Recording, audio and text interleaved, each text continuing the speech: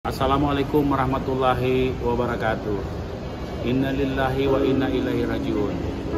Saya Muhammad Ramdan Pomanto dari Pemantau Wali Kota Makassar bersama segenap jajaran pemerintah Kota Makassar dan seluruh masyarakat Kota Makassar menyampaikan rasa duka yang mendalam atas berpulang ke rahmatullah Wakil Bupati Luwu, saudara saya Bapak Syukur Bijak. Insya Allah dari Makassar kami terus berdoa agar beliau insya Allah husnul khatimah dan mendapatkan tempat yang terbaik di sisi Allah Subhanahu wa Ta'ala. Kepada seluruh keluarga yang berduka dan seluruh masyarakat Luwu, semoga diberi ketabahan dan jadikan sabar dan tawakal menjadi penolong kita. Dan marilah kita mendoakan beliau agar mendapatkan tempat yang terbaik di sisi Allah Subhanahu wa Ta'ala. Terima kasih, hormat kami dari Makassar. Assalamualaikum warahmatullahi wabarakatuh.